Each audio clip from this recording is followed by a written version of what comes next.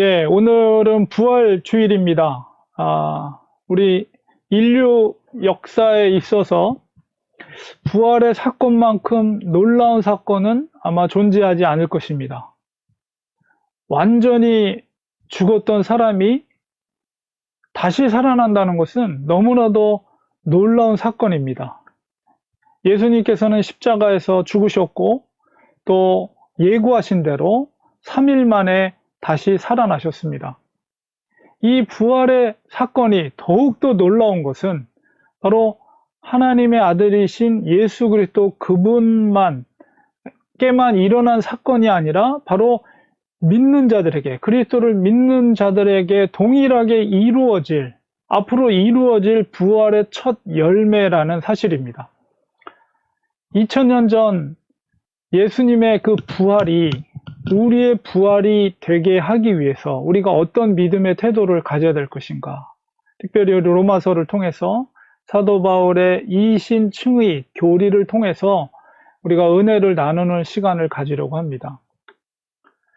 우리가 로마서 하면 정말 굉장히 그 반지의 보석과 같은, 복음에 있어서 진수와 같은 책이 이제 로마서인데요. 로마서는 사도 바울이 고린도에 머무는 동안 로마 교회로 보낸 편지입니다. 그래서 그 근거가 되는 내용이 이제 사도행전에 기록이 되어 있는데요. 사도행전 20장 1절, 2절, 3절에 보면 로마서를 기록하게 되는 이제 시간적인 근거가 되는 말씀이거든요. 이제 소요가 그침에 에베소에서 소요가 그치고 바울은 제자들을 불러 권면한 후에 작별하고 떠나서 마게도냐로 가니라. 아마도 배를 타고 간 것 같아요.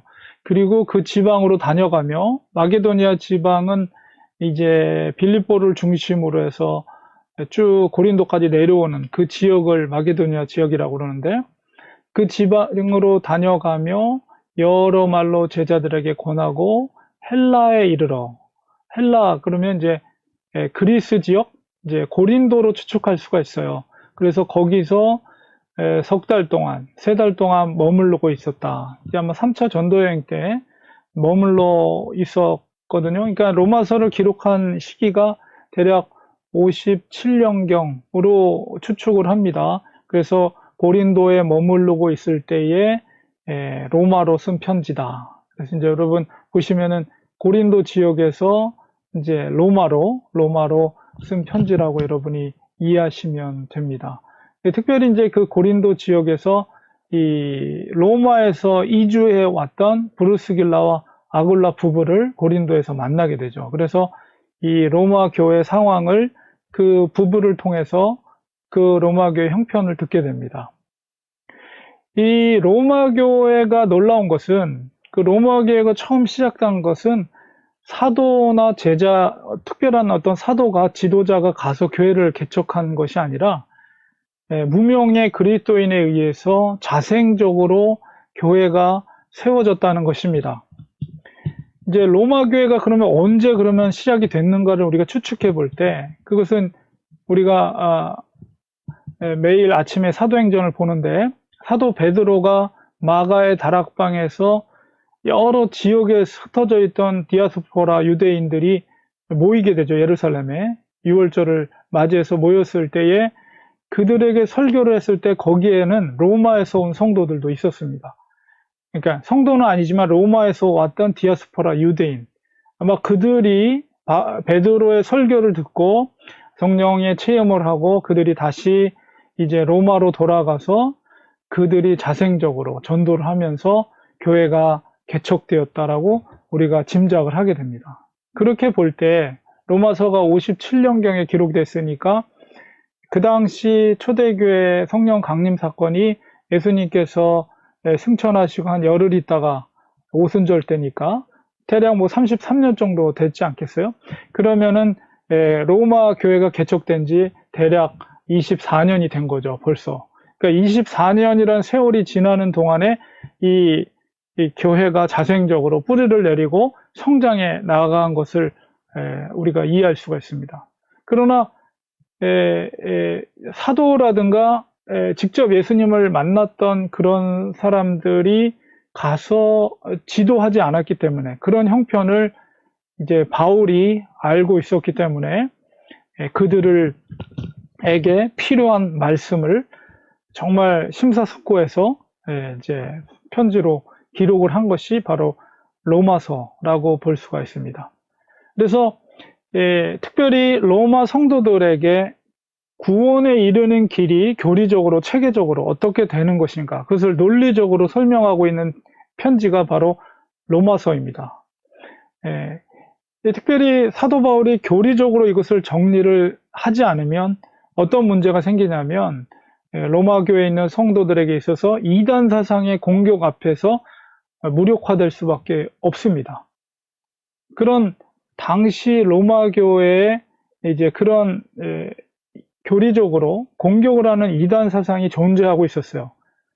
그래서 크게 이제 세 부류의 그런 이단 사상, 기독교를 공격하는 그런 사상이 있었는데, 첫 번째는 뭐냐면 유대주의입니다. 유대주의라는 건 뭐냐면 유대교의 율법을 따라야만이 구원에 이를 수 있다는 주장이에요. 그래서 구약에 정해져 있었던 의식이라든가 아니면은 할례를 행하는 것이라든가 제사 제도를 지키는 것이라든가 율법을 지키는 것, 그런 것을 지켜야만이, 유대교의 율법을 따라야만이 구원에 이를 수 있다라는 그런 주장을 하는 세력들이 있었습니다. 그리고 또 하나는, 두 번째는 반율법주의. 이거 완전히 반대예요. 이거는 뭐냐면 오늘날의 구원파와 같이 삶의 규칙이나 어떤 규범을 무시하고, 그러니까 그런 율법 같은 걸 지키지 않아도 상관없다는 주장이에요. 그러니까 이미 구원받은 자들은 어떻게 살아도 어떤 규범이나 어떤 규칙 이런 것 상관없이 살아도 구원받을 수 있다라는 반율법주의자들이 존재하고 있었습니다. 그 다음에 이제 세 번째는 뭐냐면 율법주의자들. 이거는 이제 유대주의만큼은 아니지만은 의에 이르는 길, 그러니까 구원에 이르는 길이 믿음이 아니라 행위를 통해서 이루어지는 것이다, 이렇게 주장하는 세력들이죠. 그러니까 율법의 기준에 따라 선한 일을 행함으로 구원에 이룰 수 있다, 이렇게 주장했습니다. 그러니까 로마교회 성도들에게 있어서 이런 이단 사상, 그들을 공격하는 이단 사상에 있어서 그들이 올바로 대처하기 위해서는 바로 그들이 믿고 있는 기독교, 그리스도교가 어떤 종교인가에 대한 분명한 교리적인 체계를 알고 있어야 했기 때문에 바울은 그런 마음을 가지고 그들에게 이 교리적인 설명을, 구원에 이르는 길을 설명하고 있다, 이렇게 볼 수가 있는 것이죠. 그래서 로마 교회 상황을 잘 이해하고 있었던 사도 바울은 구원에 이르는 길이 무엇인가, 그것을 제시하고 있어요. 그래서 로마서 우리 전체의 핵심적인 주제는 의에 이르는 길이 무엇인가, 그 의에 이르기 위해서 바울이 그 의에 이르는 것, 의인이 되기 위한 길을 강조하는 것은 바로 그것이 하나님 앞에서 구원에 이르는 길이기 때문입니다. 그래서 그것을 한마디로 이제 바울이 이야기하는 것은 로마서 1장 17절에 이야기하고 있는 것이 이신칭의이죠. 로마서 1장 17절의 핵심적인 구절입니다. 복음에는 하나님의 의가 나타나서 믿음으로 믿음에 이르게 하나니 기록된 바 오직 의인은 믿음으로 말미암아 살리라 함과 같으니라. 핵심적으로 바울이 구원의 기준을 믿음을 강조하고 있는 거예요. 그래서 그것을 강조하는 이유는 앞서 말씀드린 것처럼 로마 교회에 행위를 통한 구원을 강조하는 자들이 존재하고 있었기 때문입니다. 그래서 이제 로마서를 보면 바울의 서신서가 다 공통적이긴 하지만 로마서는 크게 이제 두 부분으로 나누어져 있습니다. 전체 16장인데요. 크게 이제 1장에서 11장까지 그리고 12장에서 16장까지 이렇게 두 부분으로 로마서가 구조적으로 나누어져 있습니다. 그래서 1장에서 11장까지는 바로 구원을 얻기까지의 과정, 어떻게 구원에 이르는 것인가, 그것을 설명하고 있다면 후반부 12장에서 16장까지는 바로 구원 이후에 어떻게 살아야 되는가, 구체적인 삶의 문제. 앞서 전반부는 이제 교리적인 부분이라면 후반부는 실천적인 이야기를 로마서에서 하고 있습니다. 이런 전체적인 구조를 이해하면서 오늘 읽은 6장의 부분을 이해할 때, 오늘 6장의 부분은 의인과 죄의 문제에 대해서 사도 바울이 설명하고 있는 부분이 바로 오늘 읽었던 6장의 부분이에요. 특별히 이제 오늘 읽었던 6장 앞서서 이제 4장, 5장에 이신칭이 믿음으로 말미암아 구원에 이른다는 것을 교리적으로 설명하고 있는데요. 5장에서 특별히 믿음의 대상에 대해서 분명하게 설명하고 있는 부분이 5장 8절, 9절, 10절에 기록이 되어 있습니다. 우리 그 부분을 보면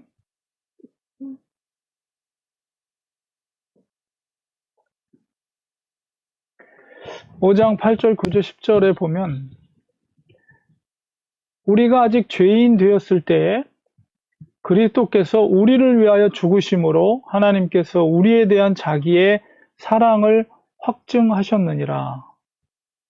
그러면 이제 우리가 그의 피로 말미암아 의롭다 하심을 받았은즉 더욱 그로 말미암아 진노하심에서 구원을 받을 것이니 곧 우리가 원수 되었을 때 그의 아들의 죽으심으로 말미암아 하나님과 화목하게 되었은즉 화목하게 된 자로서는 더욱 그의 살아나심으로 말미암아 구원을 받을 것이니라. 그의 살아나심이라는 것은 부활을 의미하는데, 여기서 분명하게 그 믿음, 이신칭의에서의 그 믿는다는 믿음의 대상이 누구냐라고 했을 때 분명히 그것은 오직 예수 그리스도라는 것을 이야기하고 있고, 그 다음에 이는 그의 죽으심으로 우리의 죄가 대속되고 그 결과로서 의롭게 되었으며 또한 그로 인해서 하나님과 우리가 화평하게 되었다는 것이요.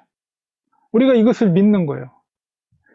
그리고 예수님의 부활은 곧 우리의 궁극적인 구원의 증거라는 것을 우리가 5장 10절 말미에서 알 수가 있어요.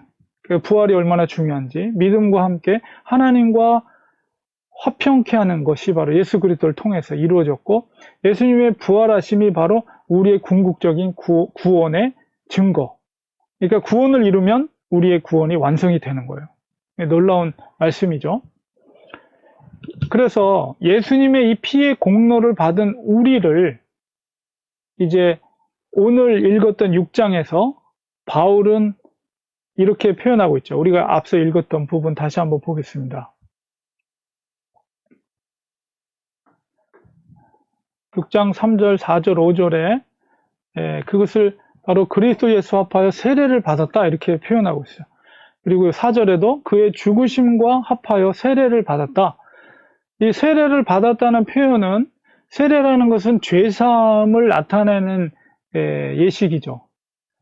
지금 바울이 무슨 얘기를 하고 있는 거냐면 의인과 죄의 문제를 지금 설명하고 있는 과정 중에 있는 거예요. 그래서 그리스도인은 예수님의 그 십자가의 죽으심을 통해서 우리가 세례를 받았다. 그리고 그리스도와 연합된 자가 되었다는 것입니다. 철저히 그리스도와 연합된 자들이라면 또한 하나님께서 주님을 다시 살리셨듯이 바로 그 믿는 그리스도인들도 부활에 연합된 자가 될 것을 말하고 있는 거예요. 그리고 그 이어지는 말씀 속에서 바울이 하고자 했던 죄의 문제를 설명하고 있습니다. 이어지는 말씀 속에서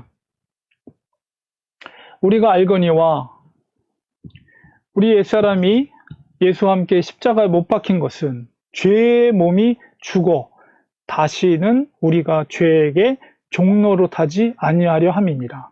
그러니까 지금 바울이 의인과 죄의 문제를 지금 여기서 설명하고 있어요. 자, 여러분, 사람에게 있어서 가장 두려운 것이 뭡니까? 우리에게 두려움을 주는 것. 이 코로나도 우리에게 두려움을 주죠. 왜 그렇습니까? 그거는 왜 그러냐면 죽음 때문에 그래요. 죽음. 코로나가 왜 두려워요? 사람들이 왜 코로나19를 두려워해요?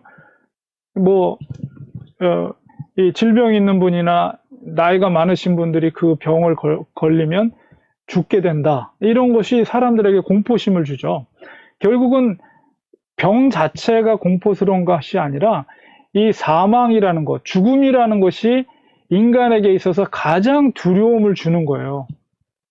자, 그런데 성경은 이 죽음에 이르는 길은 뭐냐? 그것은 죄를 따르는 길이다. 이렇게 성경은 말해요. 왜냐하면 죄의 삭은 사망이기 때문에. 그래서 죄는 사람들에게 왕노릇을 하는 거예요. 지금 죄가. 왜냐하면 죄의 삭이 사망이기 때문에 죄에게 죽음의 권세가 있는 거예요.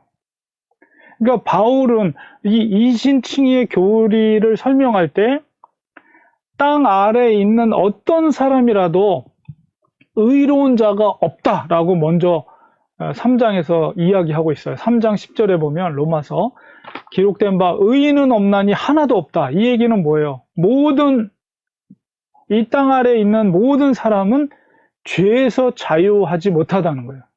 그 얘기는 뭐예요? 죄의 권세 아래 있다는 것이고 결과적으로 인간은 죄의 권세 아래 있기 때문에 죽을 수밖에 없는 존재라는 거예요. 여기서 죽음의 이야기는 단순하게 육체적인 죽음을 말하는 게 아니라 영적인 완전한 영원한 죽음을 말하는 거예요. 그런데 우리에게 복음은 무엇입니까? 이 복된 소리는 뭐예요? 바로 이 죽음의 권세를 가지고 있는 죄의 문제를 해결해 주는 소식이라는 거예요. 복음이라는 것이. 그래서 바울이 여기서 말하고 있는 것은 오직 그 죄 사함에 죽음의 권세를 갖고 있는 죄, 그 죄를 깨끗이 씻을 수 있는 죄 사함의 길은 오직 피 흘림으로만 가능한 것이다. 근데 그 길을 누가 여셨어요? 예수님께서 십자가상에서 여셨다라는 것을 로마서 4장 5정에서 그것을 자세히 설명하고 있어요. 여러분이 시간 나실 때 로마서를 한번 잘 읽어보시기 바랍니다. 4장 5장에서 바울이 어떻게 그 복음을 설명하고 있는지를. 그렇기 때문에 예수 그리스도를 믿는 믿음으로 의롭다함을 받았고, 지금 이신칭의를 말하는 거예요. 죄가 더 이상 믿음이 있는 자들에게는 죽음의 영향을 끼치지 못하게 됐다는 것을 선포하고 있는 거예요. 이것이 가능하게 된 것이 뭐 때문에 그래요? 믿음을 통해. 믿음을 통해서 그리스도와 연합되었기 때문입니다. 우리가 이 부활주의를 맞아서 우리가 미래적으로 부활을 소망할 수 있는 것은 바로 그리스도와 우리가 연합되어 있기 때문이에요. 얼마나 놀라운 일입니까? 하나님께서 주신 그 믿음으로, 이 믿음은 근데 우리가 소유한 것이 아니라 하나님이 주신 거예요. 하나님이 주신 믿음으로, 그렇기 때문에 은혜죠. 예수 그리스도를 믿는 것이 우리의 죄의 문제를 해결해 주시는 것이며, 또 그것은 곧 죽음의 권세가 더 이상 우리에게 해를 끼칠 수 없다는 것입니다. 할렐루야, 할렐루야. 인간은 결코 자기의 행위로 구원에 이를 수 없어요. 그것을 이제 로마서와 쌍둥이 서신과 같은 것이 갈라디아서인데요. 갈라디아서 2장 16절에 분명하게 말씀하고 있습니다. 갈라디아서 2장 16절에 뭐라 말합니까? 사람이 의롭게 되는 것은 율법의 행위로 말미암음이 아니요 오직 예수 그리스도를 믿음으로 말미암는 줄 알므로 우리도 그리스도를 믿나니 이는 우리가 율법의 행위로서가 아니고 그리스도를 믿음으로써 의롭다함을 얻으려 함이라. 율법의 행위로서는 의롭다함을 얻을 육체가 없느니라. 바울은 분명하게 선포하고 있어요. 인간은 아무리 노력해도 행위로 구원에 이를 수가 없어요. 아무리 착한 사람이라도, 아무리 무슨 목사, 할아버지라도 인간의 행위로 구원에 이를 수 없습니다. 하나님의 은혜가 아니고서는 구원을 받을 수가 없어요. 하나님의 은혜가 뭐예요? 그게 바로 믿음이라는 거예요. 그리스도인은 믿음으로 살 때 구원에 이를 수가 있습니다. 그 믿음을 인정하는 사람은 자기 자신을 부인하는 자예요. 자기를 부인한다는 것은 자기의 자아로는 결코 의에 이룰 수 없다는 것을 인정하는 믿음의 태도와 자세입니다. 그렇기 때문에 우리는 날마다 day by day, 날마다 하나님의 은혜가, grace of God, 하나님의 은혜가 우리에게 필요한 거예요. 그 은혜가 아니고서는 살 수가 없습니다. 우리는 이런 고백을 매일 우리의 삶 가운데 이런 고백을 해야 돼요. 그리스도의 연합된 삶 속에서 내 속의 자아, 내 자아는 죽어지고 바로 그리스도께서 사시는 것이 되어야 합니다. 이것에 대해서 바울은 또 갈라디아서 2장 20절에 분명하게 선포합니다. 내가 그리스도와 함께 십자가에 못 박혔나니 그런즉 이제는 내가 사는 것이 아니요 오직 내 안에 그리스도께서 사시는 것이라. 이제 내가 육체 가운데 사는 것은 나를 사랑하사 나를 위하여 내 자신을 버리신 하나님의 아들을 믿는 믿음 안에서 사는 것이라. 이것이 바로 그리스도인의 기도입니다. 하나님의 은혜를 받은 자로서 믿음 안에서 산다는 것은 날마다 내 자아를 부인하는 것입니다. 내 속에 계신 주님께서 나를 통해 일하실 수 있도록 내 중심의 자리를 날마다 비워야 합니다. 이것이 바른 그리스도인의 삶의 태도입니다. 하나님의 구속의 역사는 하나님의 사람들 통해서 계속 완성되어 갑니다. 초대교회 당시에도 사도들을 통해서 또 제자들을 통해서 하나님의 구속의 역사들이 예루살렘을 중심으로서 얼마나 왕성하게 예루살렘의 부흥의 역사가 일어나는 것을 우리가 아침마다 보고 있잖아요. 그것을 통해서 왕성하게 뻗어나갔어요. 바로 이 시대도 마찬가지입니다. 하나님의 말씀에 대한 전적인 동의와 그 말씀에 대한 순종하는 자들을 통해서 하나님의 구속의 역사가 계속해서 완성되어 갑니다. 언제까지요? 예수님의 재림의 때까지. 그 재림의 때는 언제요? 바로 우리가 부활하는 날입니다. 날마다 내 속에 계신 주님께서 나를 통해서 일하실 수 있도록 우리 자신을 비우는 노력들을 날마다 우리가 해야 돼요. 하나님의 은혜가 필요한 거예요. 우리가 하나님의 은혜가 아니면 우리는 하루도 살 수 없음을 인정하고 내 자아를 죽이고 내 중심의 자리를 비우고 그 속에 주님께서 살아서 역사하실 수 있도록 우리가 하나님 앞에 겸손하게 낮아지는 그런 삶을 우리가 날마다 살아야 되는 것입니다. 이게 바로 부활을 소망하는 그리스도인의 삶의 태도라는 사실입니다. 결론을 맺겠습니다. 2000년 전 십자가에서 죽으셨던 그리스도께서 지금 현재 우리 속에 함께 계심을 믿으시기 바랍니다. 그분께서 함께 하시기에 우리는 부활의 소망을 가질 수가 있습니다. 현재 코로나19로 인해서 온 세계가 고통 가운데 있지만 우리가 부활의 소망을 가질 때 우리는 기뻐할 수 있어요.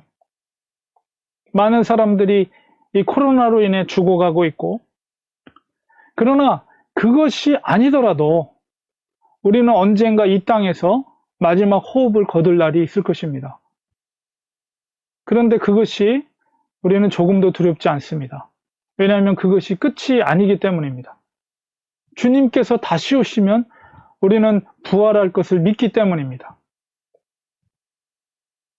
그 부활을 믿는 자들에게는 결코 저주의 부활이 아니라 생명의 부활이며 축복의 부활이며 그것은 우리가 다시 새 생명을 얻는 영원한 생명을 저 천국에서 누리며 살게 될 그런 몸이라는 것이죠.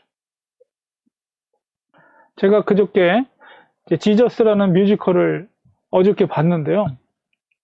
그 뮤지컬을 보면서 눈물을 흘렸습니다. 그 눈물을 흘렸던 장면이 어떤 장면이냐면 바로 최후의 만찬을 하는 자리에서 그 주님께서 제자들에게 떡을 떼실 때 그 공동체 장면에서 제가 어떤 생각이 들었냐면 훗날 부활된 몸으로 주님과 제자들이 그 교제하는 자리 가운데 나도 함께 할 수 있겠지, 그런 생각이 문득 들었어요. 그러면서 눈이 뜨거워지고 눈물이 나더라고요. 감격의 눈물이죠. 감격의 눈물. 믿음의 눈으로 이제 부활 후의 삶을 제가 이렇게 바라보았을 때 감격의 눈물이 나오더라고요. 그러면서 속으로 하나님 앞에 간절히 기도했습니다. 하나님, 마지막까지, 제가 언제까지 이 땅에 살게 될지 모르지만 마지막까지 정말 제자들처럼 주님의 복음을 전하는 일을 위해서 정말 부끄러운 종이지만 주님 앞에 쓰임 받을 수 있게 그렇게 해주세요. 그런 기도를 속으로 이렇게 했습니다. 여러분, 하루하루가 얼마나 힘드십니까? 그러나 여러분 염려하지 마십시오. 부활하신 주님께서 세상 끝까지 우리와 함께 하신다고 약속해 주셨습니다. 우리도 언젠가 주님과 같이 부활하게 될 것입니다. 세상의 삶이 힘겨울 때 우리는 그 영광된 자리, 주님이 정말 재림하시고 우리가 부활된 몸으로 다시 살아나셔서 그 영광된 자리에 함께 서게 될 것을 우리가 마음속에 그려보시기 바랍니다. 얼마나 감격적입니까? 얼마나 큰 은혜입니까? 우리가 부활할 것을 확신한다면 또한 우리가 이 땅에 살면서 사도들과 같이, 제자들과 같이 부활의 증인으로서의 삶을 우리는 살아야 합니다. 사도들에게 능력을 주셨던 그 동일하신 성령님께서 예수 그리스도의 은혜, 믿음의 선물을 받은 자들에게 부어주셨습니다. 우리에게도 그 성령님이 우리 속에 내주하심을 여러분 믿으시기 바랍니다. 그 능력의 권능의 주님이 우리와 함께 하십니다. 우리가 그 성령의 능력을 의지할 때 우리는 미련에도 부활의 증인의 삶을, 정말 말할 바를 알지 못할 때 성령님께서 우리에게 지혜를 주셔서 사도 베드로와 같이 능력의 말씀을 선포할 수 있고 전할 수 있고 놀라운 기적과 이적을 행할 수 있는 능력의 제자들이 될 수가 있습니다. 바로 그 성령님이 우리와 함께 하십니다. 오늘 부활주의를 맞이하면서 그렇습니다. 우리가 이 부활의 증인으로서의 삶을 살게 하여 주시옵소서. 사도들이 능력을 받고 성령의 권능을 받고 예수 그리스도의 부활의 증인의 삶을 살며 강력한 복음의 능력의 말씀을 선포하고 정말 놀라운 기적과 이적을 행하면서 복음이 확장되어 갔던 것처럼 우리들도 그 성령님이 우리와 함께 하시오니 그 성령의 능력을 힘입어서 부활의 증인의 삶을 사는 우리가 되게 하여 주시옵소서. 우리가 간절히 기도할 때 분명히 하나님이 우리의 그 합당한 기도를 들어주셔서 우리가 말할 바를 알게 하고 행할 바를 하게 하시는 부활의 증인으로서의 삶을 우리를 통해서 이루게 하실 줄 믿습니다. 우리 부활의 아침을 맞이하면서 우리도 기쁨 가운데 다시 살아나신 예수님의 부활의 증인을 삶을 살 수 있도록 우리가 간절히 기도하시고 날마다 우리 자아를 죽이며 우리 속에 주님께서 살아서 역사하실 수 있도록 겸손하게 하루하루 살아갈 때 분명히 하나님은 우리를 통해서 일하실 줄 믿습니다. 우리를 통해서 구속의 마지막 때, 이 재림의 마지막 때, 종말의 때 구속의 역사를 완성해 가실 줄 믿습니다. 그 믿음으로 오늘도 기쁨으로 정말 부활의 주님을 선포하시고 기뻐하시고 주 안에서 기뻐하시는, 즐거워하시는 그런 시간 되시기를 간절히 축원드리고 믿음의 증인, 복음의 증인, 부활의 증인이 되시기를 간절히 축원드립니다. 우리 기도하겠습니다.